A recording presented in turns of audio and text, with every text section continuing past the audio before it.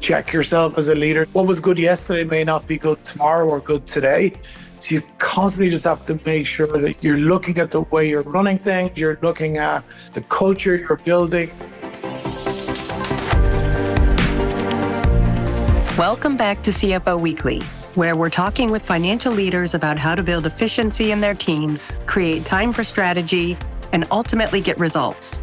This podcast is brought to you by Personiv, the trusted leader in finance and accounting outsourcing for over 30 years. See how Personiv's customized solutions can help you streamline your operations with teams that start as small as one. Visit the website at personiv.com to learn more. I'm your host, Megan Weis. Let's jump right in. Today, my guest is Darren Heffernan, Chief Executive Officer for Trintech.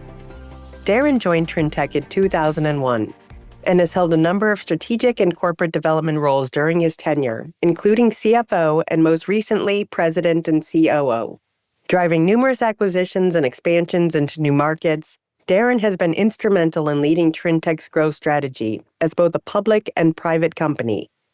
His extensive experience, inclusive leadership approach, and deep industry knowledge have positioned him to steward Trintech's focus on operational excellence and commitment to client services, partnerships, and growth.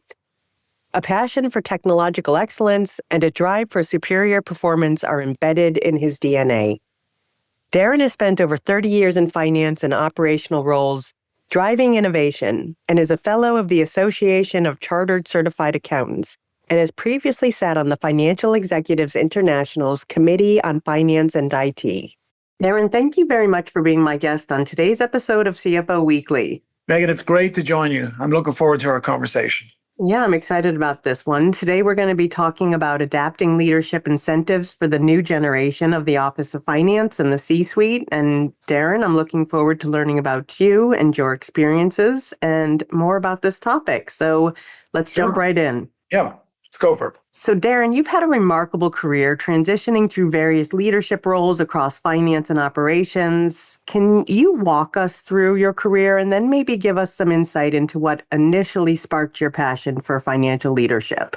Sure, Megan. Yeah, I guess it probably started back when I was in high school. Honestly, accounting was by far my favorite subject, along with all manner of sports. So I always knew when I was 14, 15, I kind of wanted to be an accountant. So how sad is that? And then from an educational perspective, I wanted to make sure that I fostered that, right? So I grew up in Ireland. I immediately knew I kind of wanted to be a chartered accountant, and I set out my stall to do that. And I was really fortunate that I qualified as a chartered certified accountant at pretty young, at 23, 24. And then it started me in advance of that, I started to my working career, and I started off in auditing, which auditing gives you just such a base level of knowledge for accounting. It provided a valuable learning experience for me. And then I went into different companies and I went into different countries. So I moved around a lot and I did different finance roles. And my last kind of before I joined Trintech was for General Electric. I ran those processes for one of the European equipment finance business, so one of GE Capital's businesses. And I learned how difficult it is closing books and what a manual process it is. And I also learned that really I love the operational side of things. So when I got a chance to join Trintech, I joined as VP responsible for FP&A, which is a completely different mindset for me. And I loved interacting with the different aspects of the business to find out what was going on. So software was a new area for me. I loved finding out the product and what goes into it and what goes into the ideas behind it. I love thinking about the marketing and how you went after that. So then ultimately I became CFO of Trintech, very much with a background of operational execution and not as strong on the controllership side, which is why I always had a lot of strong controllers underneath me. But I loved the interaction with the business and the strategy and understanding what was driving us to grow and looking at acquisition and things like that. And then it was natural for me, I felt, to move into a kind of president and chief operating officer role, just to expand that knowledge and really to let I would say, a far better CFO take over than me. And I definitely got that. And ultimately, 2 years ago, I took over as CEO. And that was when you can really kind of execute on your vision of how you want the business to grow. So it's really ironic that I entered Trintech because we automate financial processes. So everything to do with reconciliations, compliance, journal entries that interact with ERP systems. And when I think back to, what I worked out at General Electric, it was perfect. I wish we could implement that too, especially on the high volume manual reconciliations around leasing, which is the business we were in at the time. So you could probably say, I'm really passionate about finance. I love finance. I love where the industry has gone. I love the fact that AI, the advent, that there's been multiple iterations of AI in advance of what it is today, whether it's machine learning and things of that nature. But yeah, I already got a bit longer, but that's my kind of experience to date of where I've landed today. And you, throughout your career, had the luxury of seeing some of the things on the operations side. So how important do you think it is for finance professionals today to rotate through some sort of operations role within their career? It's something I just really highly encourage, right? And I think the new advent of leadership and even people coming out of college and things like that, they assume that a lot of things are going to be automated, right? Like they're certainly not going to do what I did back in the day, which was manually reconciling transactions with two pieces of paper and you're flipping through it and you're ticking in time between both of them. Like those days are definitely gone. So I highly encourage people in our finance team, but also across other departments, go look at the root cause of everything that's causing your challenges today and see how you can change the source. And so the only way you could really do that in the finance department is by figuring that out, interacting with people in different departments. Because the one thing I learned during, not that I didn't know before, but COVID really highlighted for me that finance is at the heartbeat of every single organization. So the better the input is to the finance department, the better you can go through it and ultimately the better output that you can provide. So it's a big cultural thing for me to make sure that all of our teams actually route themselves through that. And before we switch gears and get into incentives, let's just talk a minute about AI and automation. Very hot topics of today. Where do you think they are heading and how is it going to evolve the office of the CFO? I think the first thing I would say is I don't think AI is going to take your job, right? But I do think that people who understand AI and understand the tools and understand how it works, they could potentially take your job. So for me in finance, look, ultimately, compliance is going to dictate that we will have to sign off on everything that's out there. Like you will never, I think, have a fully automated system that allows no human intervention in the process of ultimately releasing numbers to the street or to your private stakeholders. So, but that's not saying, I think we can get so much more efficient in everything that we do. And that's a big part of how we're developing our product roadmap in Trintech. How can we make sure that people avoid doing all the manual things that they've been so used to? How can we make sure that when we're thinking of our product roadmap, that we're thinking of things like simple things like posting a journal entry, for example. We've worked on part of our solution, which is eliminating, if it takes 9 minutes on average to post a journal entry to your ERP system, we have figured out a way to get that down to 1 minute. And depending on the volume of transactions that you can actually go through, one of our long-standing, really large customers thinks they can save about $50,000 a month through implementing our new functionality on journal entry. And that to me is one part of one piece of a solution of our products that is only going to become way more common in every aspect of what technology brings to the office of the CFO. So that's something we're bringing in talent. We want to know their motivation, their knowledge of systems, as much as we want to know about their accounting knowledge and what is their level of investigative ability and things that they want to look at. How curious are they about AI? That's a big part of it. I think it will play. We're only in its infancy. We have a long journey to go, but everything that I see on it, we had previous advent where there's machine learning or robotic process automation, which is RPA. These were pre-generational things on AI. And yes, it's going to be a game changer, I think. But ultimately, I don't think that's the end of finance per se, or the end of the duties that people have to do. I just think they'll be doing them a different way. And one of the ways that I look at it, and I ask our teams all the time, like just providing data to us is not really not that interesting. But if you could turn that data into intelligence, that's where the game changer is. And then if you can incorporate AI into that, you'll be able to turn that data into intelligence just far more quickly than we've ever been able to do before. And I think that's actually a massive game changer for us, not just in finance, but across all factors of our company. And I'm just curious, but when you look at your average new customer, what percentage of everything that can be automated do you find that most companies have automated? Is it still pretty nascent? Is it pretty immature? Or are you finding that most companies have automated most everything they can? No, I still think it's pretty immature, right? Or I think it's immature from a silo perspective. Like they're doing it in specific areas, but it's not being done as part of an overall strategic value proposition across the company of integrating all these tools. And I think as you get more into the integration tools that are out there, you get more into DaaS, which is data as a software, you're really going to see game changers in how all companies are doing it. The larger companies, there's no doubt, Megan, have looked at this, have tackled this, have had data scientists on their payroll for many years. But mid-sized companies, they're still starting off. They're still in the infancy of that journey. And they have to be like, one important thing I just would point out about AI, right, is we're now at the stage where we've got two challenges as regards talent, right? One is we have the lowest amount of graduates ever coming out of our educational institutions with finance degrees. That's the first problem. And the second problem is we have the most CPAs retiring or accountants retiring globally.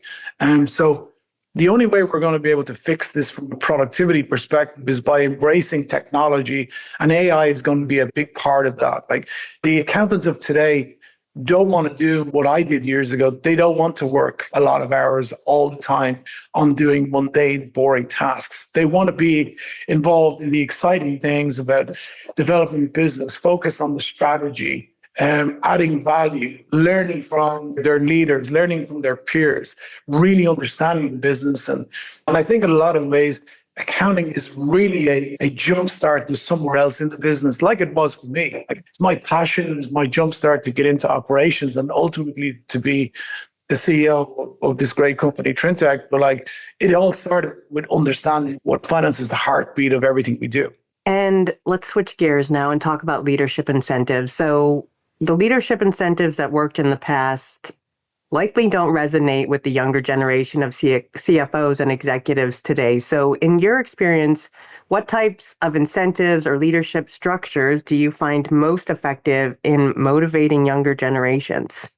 I think there is elements of it that are definitely attractive, right? Like people will always look at salary, bonuses, equity, things of that nature, right? But what I find with the younger talent is that it's really is how quick they want to get up the ladder. And like what we try and focus on is when people come into our business, try to understand, like, where do you want to be? Where do you want to be in 2 years? Where do you want to be in 5 years? Where do you want to be in 10 years?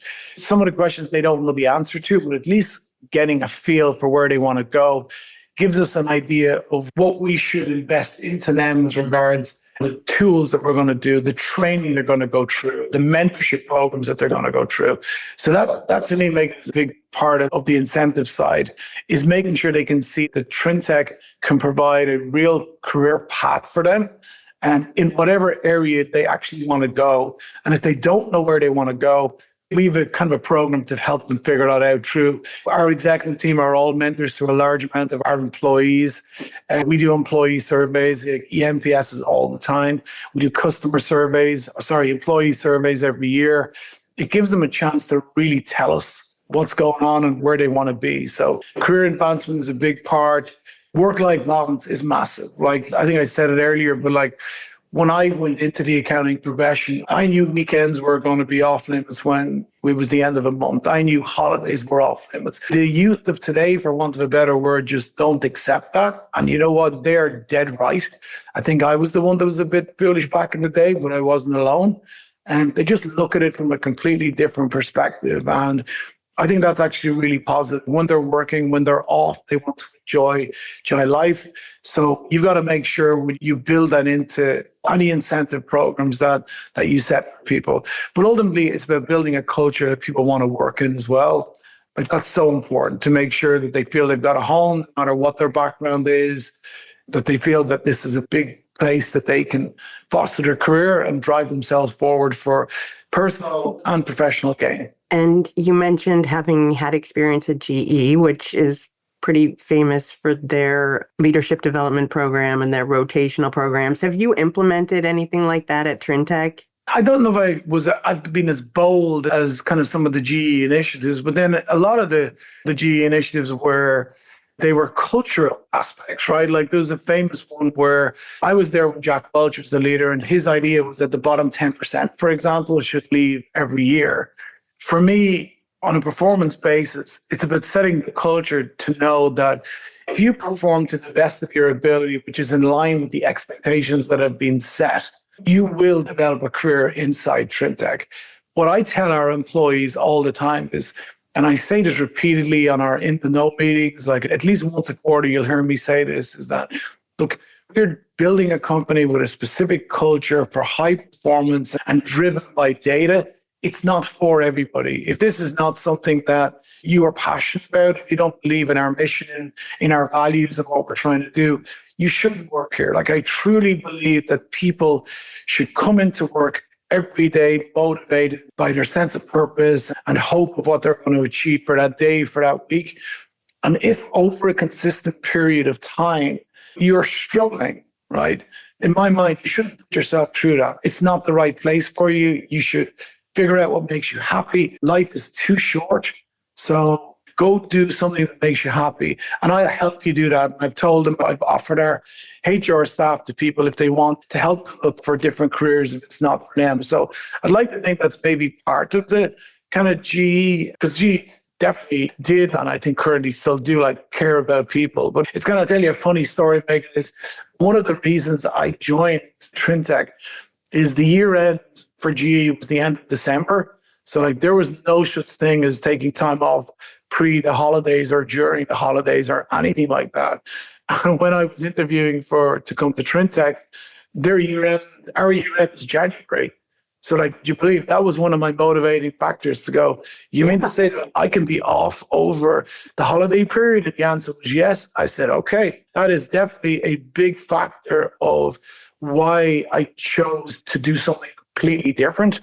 And that I think is a precursor to even a lot of the questions we get asked today by the younger generation coming into the workforce. It's not quite the exact same, but it is things like that. Okay, how much time do I get off? What am I able to do? What do you expect me to work? Our standard answer is really about, we will set you the task, we will set, but you're in control of your own destiny. We expect productivity. Yeah.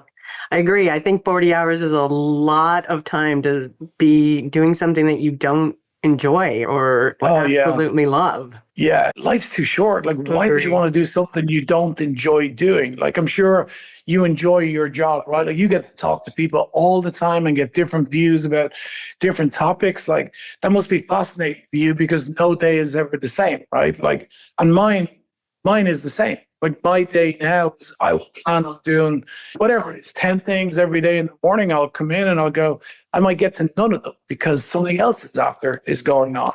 And that's the exciting part. And probably, honestly, why I've stayed so long at Trintech, because every year has just been different and every challenge that's been put in front of me is something that's just really excited me. And that's what I actually hope we can do is set those goals, set those expectations.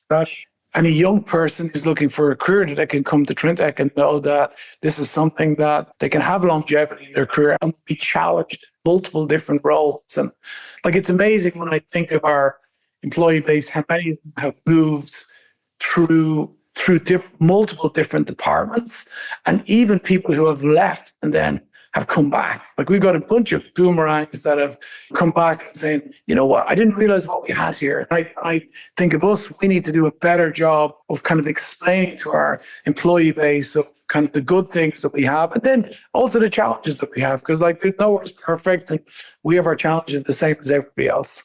And the role of CFOs has evolved from traditional financial management to more strategic business leadership. So, how do you ensure that your leadership incentives align with both your financial performance in any given quarter and the long-term strategic vision of the company? Yeah, I don't know if we're different than anybody else, right? But like all of our executive team, for example, are all measured financially, as in dollars they receive for bonuses are measured on exactly the same thing.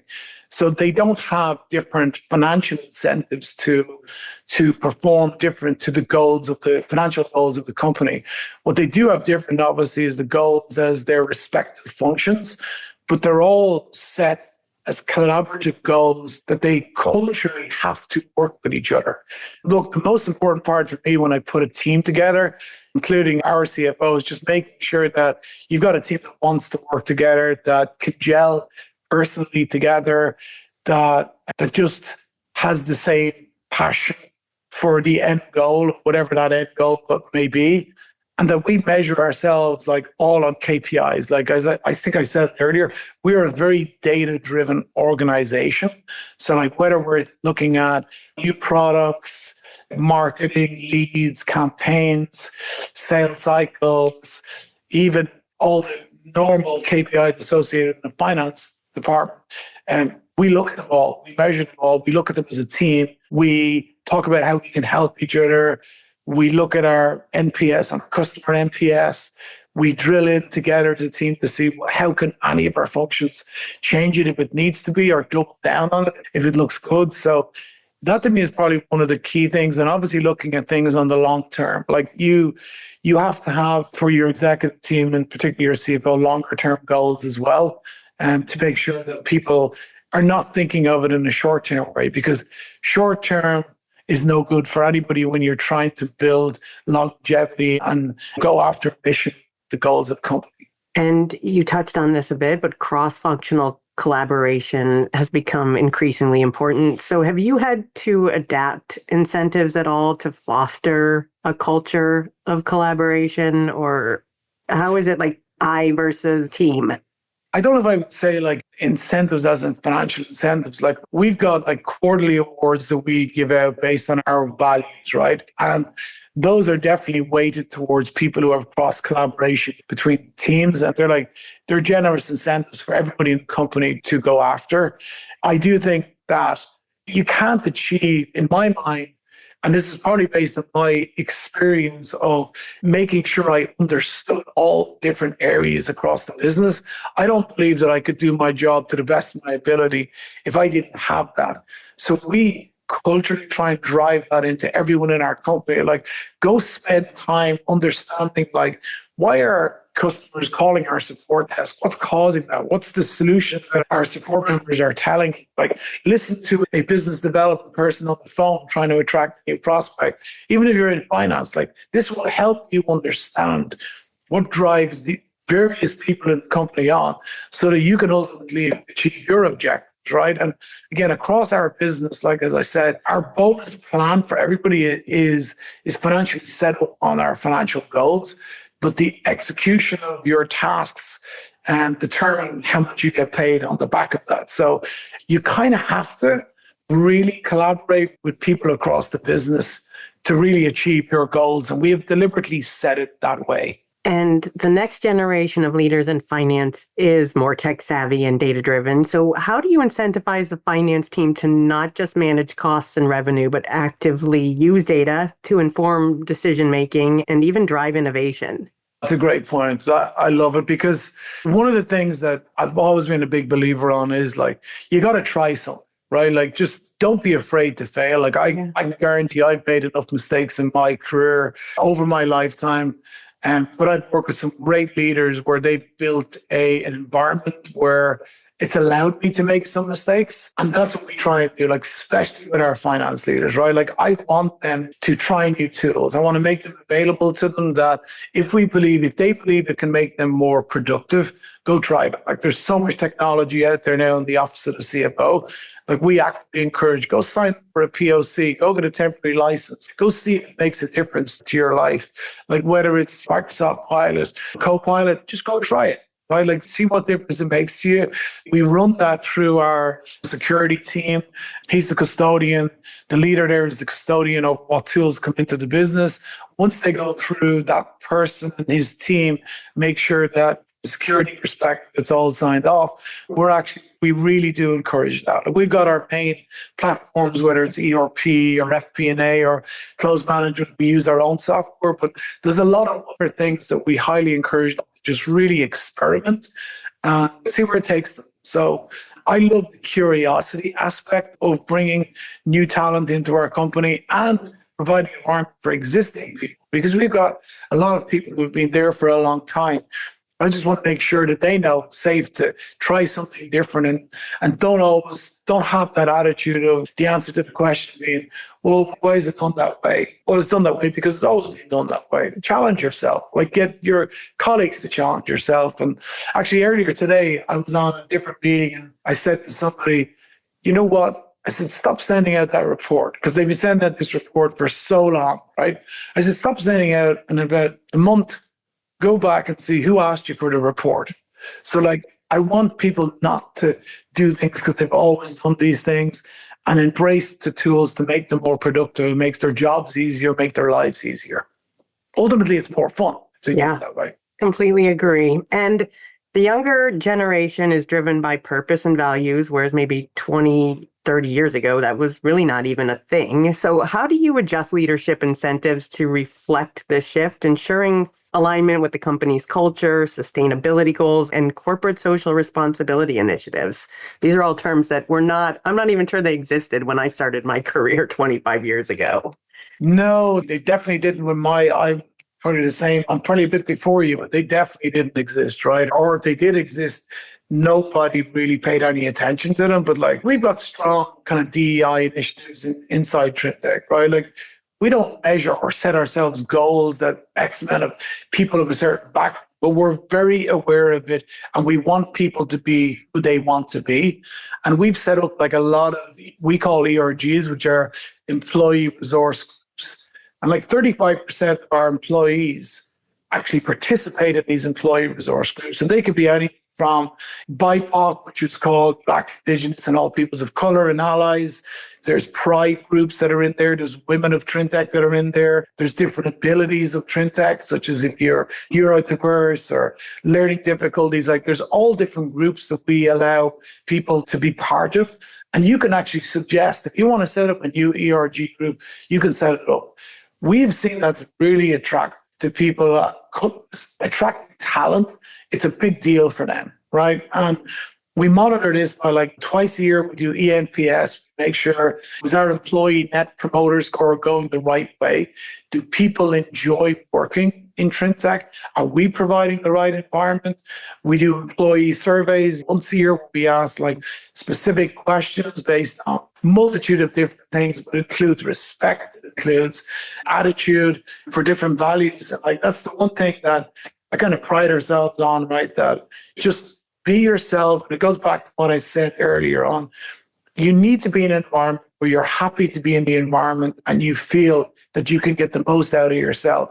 And if we don't provide that for you, like for yourself, not only for us, you should look elsewhere where you can find it somewhere else. So we try to do the best we absolutely can for incentivizing people coming in and providing an environment where they just want to work here. So we do a pretty good job. I've been really pleased. Like, our talent are amazing. Our business is continuing to grow and signing up a lot of clients all the time. Trintech is just a great place to work. I give that full credit down to the employees because they're the ones that are driving. Yeah, although leadership has a huge role in that as well. It does. It definitely does. But like, you constantly, I think, have to check yourself as a leader to make sure, we said it earlier, what was good yesterday may not be good tomorrow or good today. So you constantly just have to make sure that you're looking at the way you're running things, you're looking at the culture you're building, and is it the right area for you? Is it right in today's environment? And once you keep asking yourself that question, like, it's like running a closed process, because that's what we do. You're never fully going to automate the close process because You're always looking for additional things to do. And it's like running a company. You're never going to be perfect. If you ever think you're perfect, that's probably the time you're going to go backwards. Yeah. And last question, but what trends should current and aspiring CFOs be prepared for to effectively lead and motivate their teams in an increasingly complex and data-driven business environment? Yeah, so we've talked about AI, right? So I won't go back on that again, but that is just a massive one, that AI to automate the routine task is going to attract talent. You need it to survive in the environment we currently live in, because the talent is just not there compared to where it was like 5-10 years ago. That's really important, right? I would say, cultivating a digital first mindset. Digital transformation isn't optional. You have to own it. You have to promote it. You have to encourage it. You have to reward it. You have to hire people that have that capacity and that thinking and that methodology in their mindset. I would also say, look, finance today is as much about telling a storyline related to the data as it is about anything else. So make sure you have them. The trend is definitely going to go that way. Make sure you're teaching people that. Prioritize employee engagement development. You work so hard at trying to bring new talent into the company. If you don't prioritize that, you're not going to retain them. And that's problematic. Make your employees also very aware of the regulatory environment that they live in, because it's changing all the time, right? It'll change on the back of multiple things. So it could be like new administrations as we're going through right now, but you have to be on top of it and see how does it affect you and how is it going to affect your business in the future. And then kind of the last one I'll leave you with is just like cybersecurity and risk management are just such massive areas, being one of the biggest areas of investment for us as a SaaS company. And I don't think that will change. I think it will only become bigger, but as it quite rightly should be, the data that we have been given, entrusted and given responsibility for is too important for it to ever be at risk. So that's a big area as a trend that I would say we've got to make sure we're constantly on top of. Darren, thank you so much for being my guest today. No problem, Megan. Really enjoyed it. Yeah, I really enjoyed speaking with you, and thank you so much for finding the time to be here with us today to share your experience and knowledge, and I wish you and Trintech all the best. Thank you so much, Megan. Talk to you soon. Yep, and to our listeners, please tune in next week, and until then, take care. Thank you for listening to this episode of CFO Weekly. We hope you picked up some useful insights and strategies to help move your business forward. If you enjoyed the conversation, be sure to subscribe on your favorite podcast platform so you never miss an episode. And if you found it valuable, we'd love for you to leave a review and share it with your network. It helps us bring even more great content to finance leaders like you. For more episodes, resources, and to see how Personav can support your accounting and finance needs, visit personav.com. See you next week.